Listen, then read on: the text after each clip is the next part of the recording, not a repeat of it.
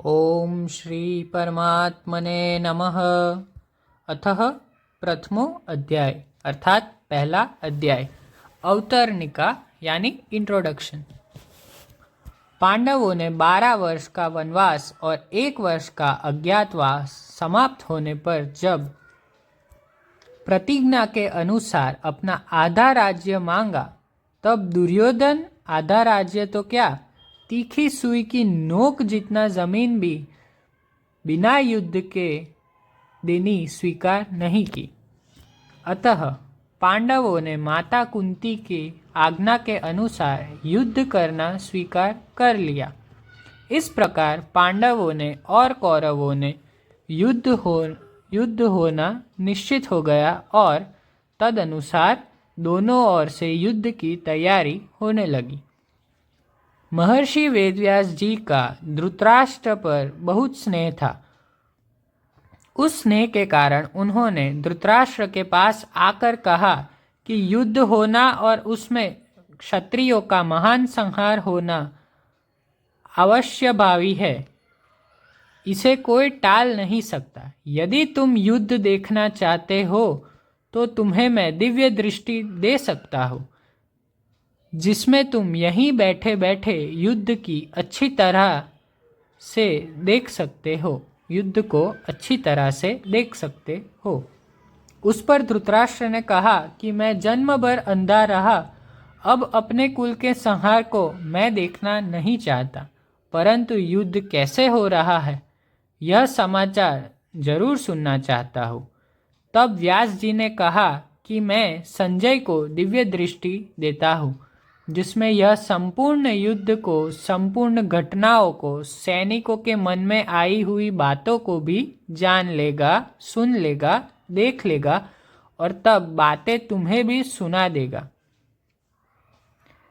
ऐसा कहकर व्यास जी ने संजय को दिव्य दृष्टि प्रदान की। निश्चित समय के अनुसार कुरुक्षेत्र में युद्ध आरंभ हुआ। 10 दिन तक संजय युद्ध स्थलों में ही रहे। जब पितामह भीष्म बाणों के द्वारा रथ से गिरा दिए गए, तब संजय ने हस्तिनापुर में, जहाँ धृतराष्ट्र विराजमान थे, आकर धृतराष्ट्र को यह समाचार सुनाया। इस समाचार को सुनकर धृतराष्ट्र को बड़ा दुख हुआ और वे विलाप करने लगे। फिर उन्होंने संजय से युद्ध का सारा वृत्तांत सुनाने के लिए कहा। भीष्म पर्व के 24वें अध्याय तक संजय ने युद्ध संबंधी बातें धृतराष्ट्र को सुनाई। 25वें अध्याय के आरंभ में धृतराष्ट्र संजय से पूछते हैं। धृतराष्ट्र उवाच धर्मक्षेत्रे कुरुक्षेत्रे समवेतायुयुत्सवः मामका पांडवाश्चैव किम कुर्वत संजय। व्याख्या। अब व्याख्या धर्म क्षेत्र कुरुक्षेत्र को साथ में समझते हैं। आज हम धर्म क्षेत्र और कुरुक्षेत्र क्या है और ये शब्द का प्रयोग क्यों हुआ है ये समझेंगे। दूसरे श्लोक के बाकी के शब्दों का अर्थ हम अगले वीडियो में।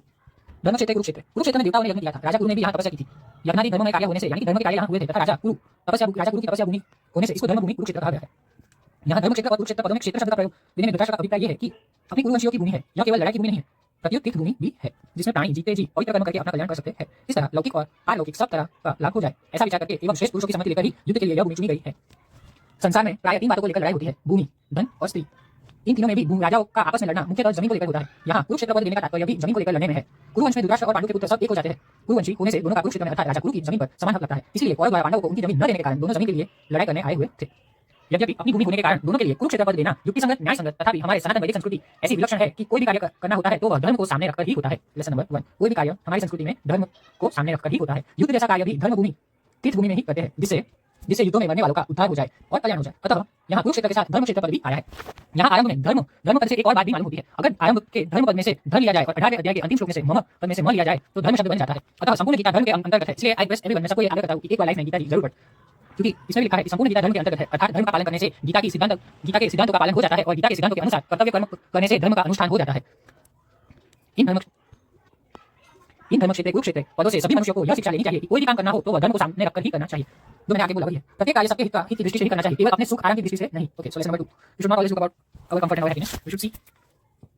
और कर्तव्य के विषय में शास्त्रों को सामने रखना चाहिए। गीता के 16वें अध्याय का 24वां श्लोक यही कहता है। और समवेता युयुत्सवः, ये हम अगले वीडियो में बात करेंगे इसके बारे में।